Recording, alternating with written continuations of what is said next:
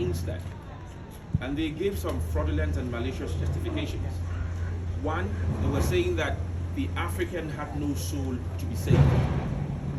The African was a heathen. And also the African was a non-Christian. Now you could do as you wish with the African. So that is what happened here. So they clearly justify that by constructing a church on a dungeon. The dungeon was a place of suffering. We witnessed that very soon. And above it, God was worshipped. Jesus was worshipped. Visit Elmina Castle, the same thing happened over there. The Dutch constructed their church on the female dungeon. So you go all along the coast of Ghana, churches were built on dungeons. Yes. Any questions or comments before we move further? Whoever passed by to worship God and Jesus could smell, could see and hear whatever was going on in the dungeons. Those in the dungeons also heard whatever was going on upstairs. Those in this room had those two holes, so about 100 to 200 people have to breathe through that small hole. See, we are less than 60, but see how they called this room the separation room or the sorting out room. So when the ships arrived, they didn't just move all of them into the ships. They sorted them out, got those who were strong or fit enough to survive the journey, those who were sick and unfit to survive stayed behind in the dungeons till the last of them died. Those who were strong enough to survive were chained and shackled.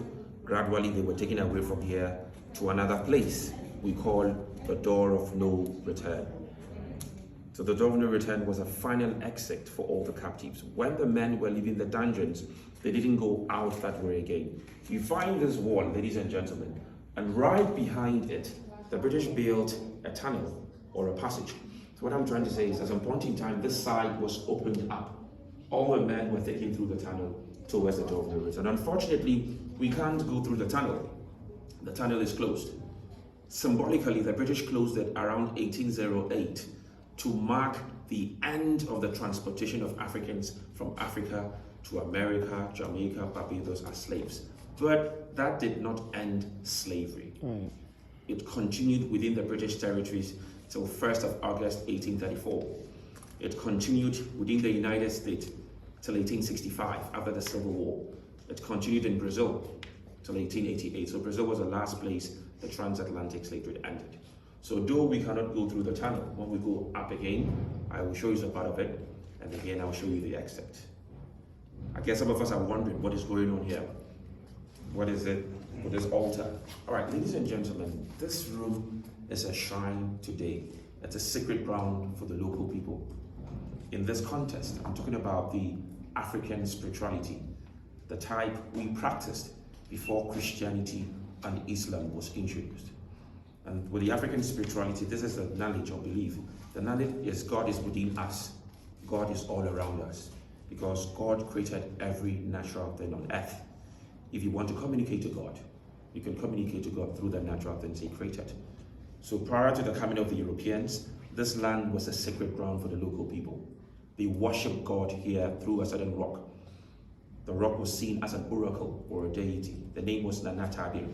But when the Europeans arrived, the people of Cape Coast had to relocate the shrine from here. The British left around 1957, so 1973, this altar was erected. The sacred stones were returned. So to date, whatever needs to be done here, according to this spirituality, it's done. So that is the importance of the altar today. Also behind you, there are flowers and wreaths. We have them in memory of the victims of the transatlantic slave trade. And also every 1st of August, we celebrate Emancipation Day. We also lay wreaths to remember victims of the Black Holocaust. Ladies and gentlemen. Sorry, you said the Black Holocaust. Oh, sorry, okay. Yes, so like the persecution of Africans Of course. during Yeah, I heard slavery. it was something. Okay. Exactly. See? So it's not only, we all know. So it's like when you are going to church and you see a white man or a white woman, don't go to church again. You see your God. So just go home. Go home. Yeah, so see that mentality we had as a result of Christianity. So God was in the image of, Jesus was in the image of. So there was a psychological twist, somewhere. All right, let me talk to you about it.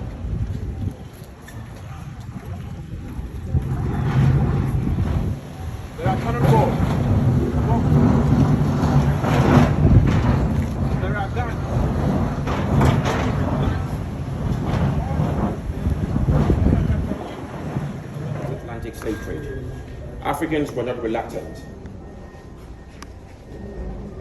We revolted and rebelled. And to the Europeans, that was a threat. So now, they took us through torture. For example, if you're a woman and you resisted or revolted, you were kept here naked without food and water for days. Or they had the condemned cells. So the condemned cell was a death chamber where people were suffocated to death. They built it without windows. You had no water, you had no food, nothing. So that was a kind of torture Africans endured from the Europeans. So I call that one the physical torture. The psychological torture was the conditions in the dungeons and on the ships. In the dungeons also, they were naked. They slept on their feces, urine, they ate there, so that you now see little of yourself, more like they are breaking you down for the task ahead of you. It was worse on the ships. It was worse on the plantation farms. And unfortunately, we endured this for over 400 years. So for 400 years, people were maltreated, people were killed, people were hanged from trees, people were burned, yes. People were raped, yes. That was the situation. That's a drainage.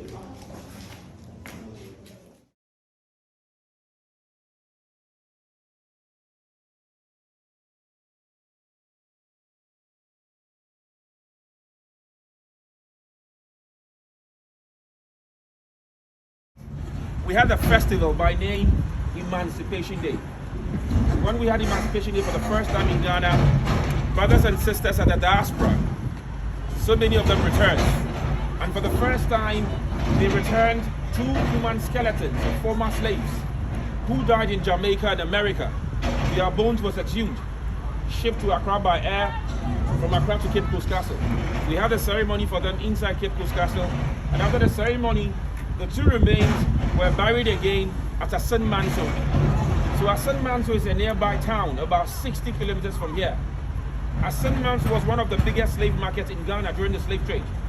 And St. Manso also connects a lot of slave routes, because we can start the route from the north, as far as from Mali, Niger, Burkina Faso, through northern Ghana, through Salaga, Sandema, through Kumasi to St. Manso. And when you go to St. Manso, you also find the slave river. That was where the enslaved Africans took their last bath before they finally ended up in the south along the coast, like the fort and castles. Because for 3 months, for whatever number of days they spent in the dungeons, they were never washed. Same thing happened on the ships. And so every 1st of August, we remember our ancestors. We remember victims of the slave. So that is the reason behind War of Return. And apart from that also, we have festivities like Pan-African Historical Festival, Panafest. We had Year of Return, we had Beyond Return. So we all have one aim. The aim is for Africans home to unite, or for Africans home to bridge the gap with Africans at the diaspora. So that is the main aim behind the Emancipation Day celebration, Panafest, and some of the festivities we have. We are constructing a seawall. Bend down a bit before. Now, when the Portuguese invented the slave trade, they were the ones kidnapping, raiding, getting people as slaves. But the thing is, the number of people they needed was small. So now Africans were enticed, or Africans were encouraged to supply Europeans with captives. The Europeans introduced us to guns and gunpowder. The Europeans sided with some tribes against the others, because the fact is, the more we fought among ourselves, the more people we got. Because you fight a tribe to defeat, you have war captives or prisoners of war. You sell them to the Europeans. People were kidnapped. Towns and villages were raided. You know, there were some tribes who wanted to be superior and stronger than the other tribes. So the only way we could become stronger was to sell captives to Europeans in exchange of firearms. So that is what happened. So one way or the other, every tribe in West Africa and Central Africa participated in it. Or every tribe in West Africa or Central Africa were victims of the transatlantic slave trade. People in the dungeons were not Ghanaians only. People were brought all over from the sub-region, as far as from Mali, from Burkina Faso, from Niger to the coast of Ghana. Others, we'll talk about Senegal and Gambia. Yes, their coast also was a transit point. They brought people from the interior, they were transported out. So that was the genesis of it. So they were sold at the Palava Hall, and after they were sold, they were brought down to the courtyard. At the courtyard, they were branded. The companies had their names under a piece of metal. Put the metal into fire so the whole thing was red hot. Your hand, your chest, your back was stamped without hot iron. So the mark of the inscription on your skin identified the company that purchased you. So after they were branded, they were kept in the dungeons to wait on the ships. So that is what happened some centuries ago. So I'll show you the Palava in this country. Meaning we have about 49 languages.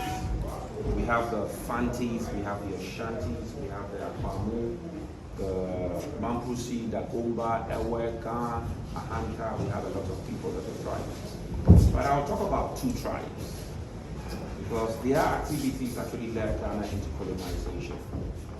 And if these two tribes were united, there was no way Britain would have ever ruled Ghana. Because even with the Ashantis, the British realized that before they rule over Ghana, or before they control Ghana, they would have to subdue the Ashantis. Because the Ashantis control about 60% of present-day Ghana. Their control even went beyond Ghana to Burkina Faso, to Cote d'Ivoire, and to Togo. So that tells you how strong the Ashantis were. The British tried fighting the Ashantis, all the British army lost. The Ashantis trashed the British. You don't normally hear of that, right? One of the battles they call the Battle of Emancipation. The Ashantis have their version, the British have their version. The British governor who led the British into war realized that the British were near defeat. So the British are saying that to avoid capture, he committed suicide somewhere and died. The Ashantis are also saying that they got hold of him and took off his head to Kumasi. So as we speak now, they say they have the skull of Charles McCarthy there. So now the British could not subdue the Ashantis. So I can say for a fact that the British did not like the Ashantis that much. But they had no choice because a lot of gold and slaves was coming from the side of the Ashantis to the coast. Now let me talk about the Fantis also. If you've not seen the Fanti before, the Fanti from this area, the Fantis are the coastal people. And they were more like the middlemen. If you want to do business or trade with the Europeans, there's no way you can have a direct trade. No. They will stop you, get you taxes before you can trade. But the Ashantis felt that you Fantis are nothing. I can beat you in a single battle, then control the coast. So why don't I do so? The British didn't want the Ashantis to control the coast because they were also looking at their interest. If the Ashantis control the coast, they now determine the prices of gold and slaves. So they wanted the Fantis to control the coast. Now, the Fantis could not fight the Ashantis. So all the Fantis do, the Fantis ran to the British for protection from the Ashantis. So all the time, the British were shielding the Fantis from the Ashantis. To some extent, England said, before I continue to shield you, these are my terms, accept it. Accept me as your ruler for 100 years, and I'll keep on to protect you. So we had the bond of 1844. So the British was like, okay, sign this. Accept British for 100 years, and I'll keep on protecting you. So the Fanti leaders said yes, they will sign. So they signed that bond at the Palava Hall. So immediately the bond was signed, British rule started with the Fantis. Some other areas the Ashantis struggled, quickly ran to the British to also sign. So when we sign, then it's like you full your sovereignty. So now this is what the British did. You see, in everything they say, they do this, they call it what? Divide and conquer. They can't fight the Ashantis and defeat them, but they have a way out. They will use the enemies of the Ashantis to get to them. So now the British used the Dintra, the Achim, the Akwamu, the Fantis, and the Ga to get to the Ashantis. So 1874, there was a battle between Britain and their local allies and the Ashantis. But unfortunately, this time round, the Ashantis lost the battle. You know, the Ashantis were sitting on the largest gold deposit in the country. So you can imagine the amount of gold the British looted from Kumasi after the defeat. The Ashantis had to pay a war indemnity, and that war indemnity was paid in gold.